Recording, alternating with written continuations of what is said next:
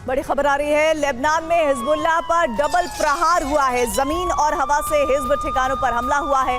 Fighter jet से हथियार गोदामों पर बमबारी की गई है।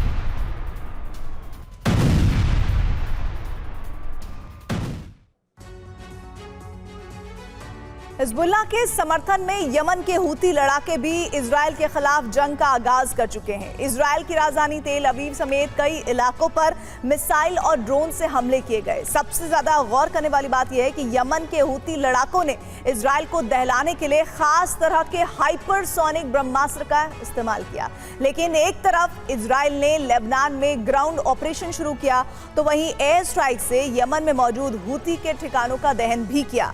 आखिर कैसा था बारूदी मंजर, देखिए इस रिपोर्ट में।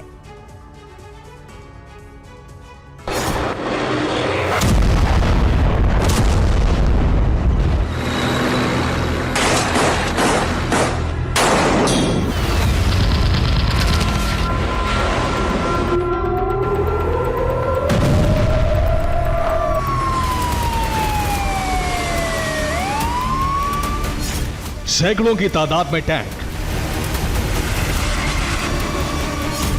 गोला बारूद और विध्वंसक हथियारों के साथ इजरायली सेना की एलीट कमांडो टुकड़ी लेबनान की सीमा में दाखिल हुई और इसी के साथ नेतन्याहू ब्रिगेड ने लेबनान के खिलाफ ग्राउंड ऑपरेशन का आगाज कर दिया।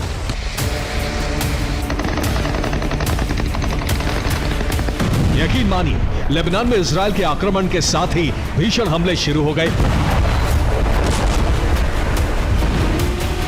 हिजबुल्लाह ने भी पलटवार करते हुए इजरायली सेना को पीछे खदेड़ने की कोशिश की, मगर इजरायली सेना लगातार आगे बढ़ती रही।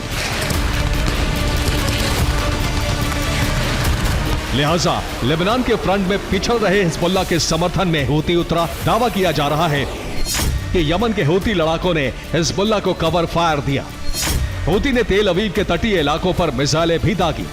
हूती के हमलों से तेल अवीव में मौजूद एक इमारत ध्वस्त हुई। इसके अलावा हूती ने इलात पोर्ट पर भी जबरदस्त हमले किए। ये तस्वीर तेल अवीव पर हूती के मिसाइल अटैक की है। जैसे ही हूती की मिसाइल तेल अवीव के आसमान से गुजरी, अलर्ट सायरन गूंजने लगा। इजरायली राजधानी में अफरा तफरी मच गई। दावा किया गया कि तेल अवीव के पास गुशदान में मिसाइल विस्फोट हुआ, जिसमें कई इमारतों को नुकसान भी पहुंचा।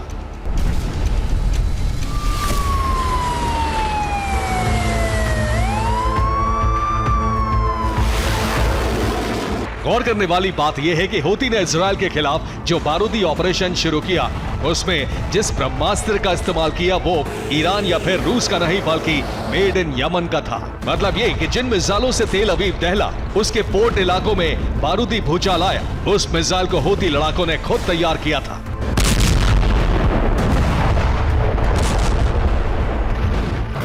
आखिर कैसे ये हथियार हूती के लिए गेम चेंजर और इजरायल के लिए महाविध्वंसक साबित हुआ, ये भी जान लीजिए। हूती संगठन के प्रवक्ता जनरल याह्या सारी ने खुला ऐलान किया है कि तेल अवीव के तटीय इलाके में हूती लड़ाकों ने फिलिस्तीन 2 मिसाइल से हमला किया। आखिर हूती का ये ब्रह्मास्त्र कितना घातक है, ये भी जान लीजिए। दरअसल फिलिस्तीन 2 एक हाइपरसोनिक मिसाइल है, जिसे यमन के हूती लड़ाकों ने ही तैयार किया है। सबसे अहम बात यह कि 2 स्टेज सॉलिड फ्यूल वाली ये मिसाइल करीब 2150 किलोमीटर तक विध्वंसक प्रहार कर सकती है, भीषण तबाही मचा सकती है। हूती का तो दावा है कि फिलिस्तीन 2 मिसाइल मैक 16 यानी 19,000 किलोमीटर प्रति घंटे की हाइपरसोनिक रफ्तार से हमला कर सकती है। मतलब ये कि दुश्मन को संभलने का मौका भी नहीं देती। इस मिसाइल के जरिए करीब 300 किलो वजनी हाइपर एक्सप्लोसिव विस्फोटक दागे जा सकते हैं। और इतना ही नहीं, तेज रफ्तार के चलते फिलिस्तीन 2 मिसाइल किसी भी रडार या फिर डिफेंस सिस्टम को चकमा दे सकती है। यानी हूती की ये मिसाइल स्टिल्थ पावर से भी लेस है।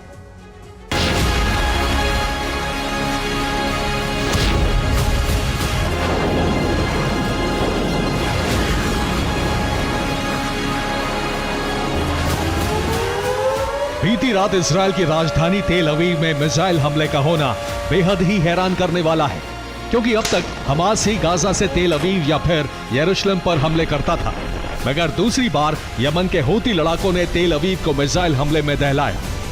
आपको बता दें कि इससे पहले भूमध्य सागर के रास्ते तेल अवीव पर ड्रोन स्ट्राइक की गई थी।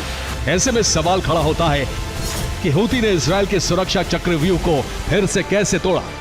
इजराइल का अर्ली वार्निंग सिस्टम दोबारा कैसे फेल हुआ।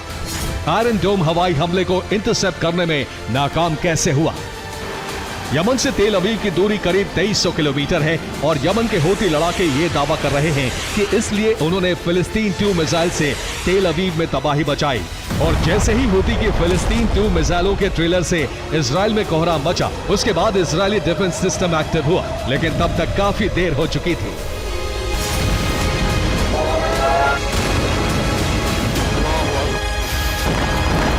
हालांकि इसके जवाब में इजराइल ने एक तरफ लेबनान में ग्राउंड ऑपरेशन को तेज किया, तो वहीं दूसरे फ्रंट पर इजराइल और अमेरिका ने एक साथ मिलकर हूती के खिलाफ जॉइंट ऑपरेशन भी शुरू कर दिया।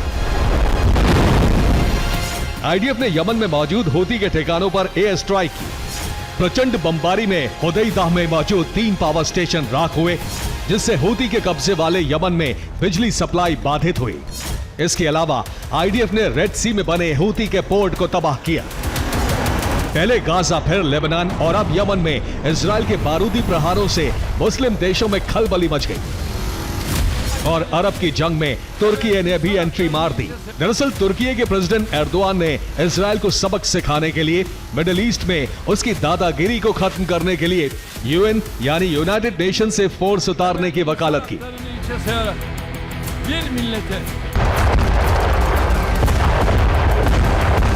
मतलब ये कि जिस तरह इजराइल एक एक कर अपने दुश्मनों का सफाया कर रहा है, उससे मिडिल ईस्ट में तो खलबली मची ही है, साथ साथ मुस्लिम देश भी भड़के हुए हैं।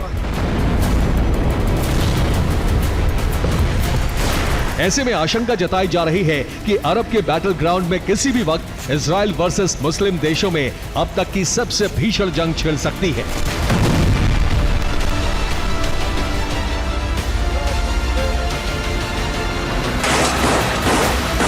Bureau report, TV9, Bharatvarsh.